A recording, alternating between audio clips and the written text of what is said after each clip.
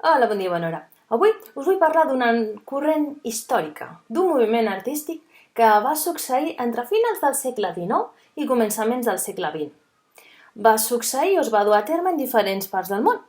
Depenent d'on va sorgir, li van posar un nom o un altre. Per exemple, a Alemanya li van dir Jugendstil, a Itàlia li van dir Liberty, a França li van dir Art Nouveau i a Catalunya li van dir Modernisme.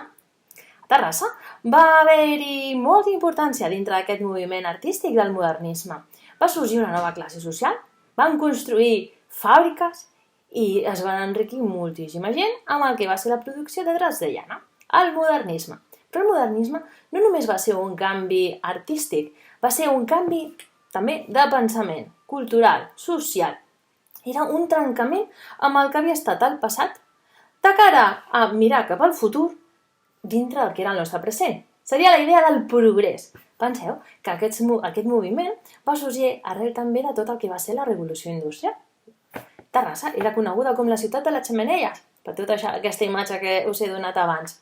Dintre del que era el moviment artístic, i que va tenir molta importància també a la nostra ciutat, es pot veure aquest canvi reflexat en tot, a tot arreu, el que diem l'art total. Li va afectar l'arquitectura, li va afectar l'escultura, li va afectar a la pintura, al disseny, a tot arreu. Algunes de les característiques d'aquest moviment es centren en, per exemple, mirem cap a la natura. Ens agrada la natura. Per això, quan s'ha de construir un edifici, doncs intentem imitar o inspirar-nos en la natura, com pot ser utilitzant aquests moviments, aquestes ones. Si pensem, per exemple, en la Masia Freixa, és un bon exemple. Ho teniu una miqueta en el cap? Doncs això, no? Aquestes ones. A més, estem mirant cap al nostre passat més gloriós. Creiem també aquest nacionalisme català que va sorgir amb aquesta corrent històrica i mirem, doncs això, el nostre passat. I en aquest cas, dintre de l'època medieval, recuperem coses que s'havien estat fent servir en la construcció, com és la volta catalana. També mirem cap a Orient. Comencen a veure els primers viatjants. No? Aquests comerciants, aquests viatgers també, que van d'un lloc a un altre, i ens arriben coses des d'Orient, de la Xina, del Japó, amb aquestes túniques, amb aquests teixits així suaus, la seda, que ens tornen bojos, o ens van tornar bojos amb ells. També mirem cap al món dels somnis, aquesta idealització, no? De dir, bueno, doncs, per què no podem fer nosaltres el mateix? Els edificis poden ser bonics. Podem també recuperar el que havien estat arts i oficis, que alguns s'havien començat com mig a perdre, com seria la utilització i l'art de fer vidrieres, de la ceràmica, dels estucats, de la forja.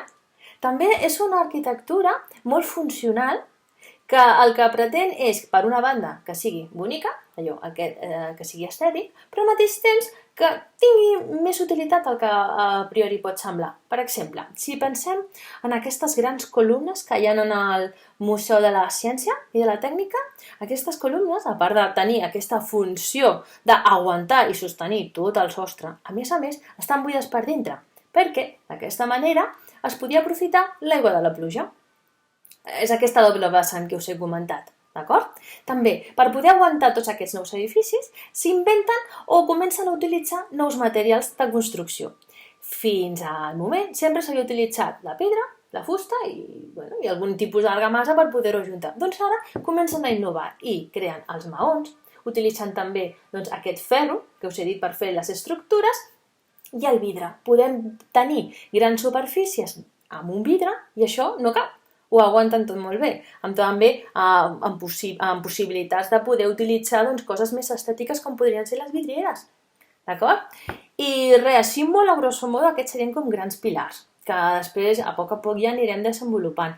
Però almenys perquè ja tingueu una idea de què és això del modernisme. No només aquesta part més estètica, que moltes vegades podem veure quan es fa la Fira Modernista de Terrassa, amb aquests vestits de gent que s'ho ha currat i ha fet uns vestits així de burgesia, de la burgesia, que és una passada, també estan els obrers, però el que destaca més són els vestits burgesos. Doncs tot això, a més, tenia tota aquesta altra vessant, tant de pensament com artística, que espero que us hagi quedat una miqueta clar i que en els pròxims vídeos anirem perfilant una miqueta més perquè ho acabeu d'entendre tot perfectament, d'acord?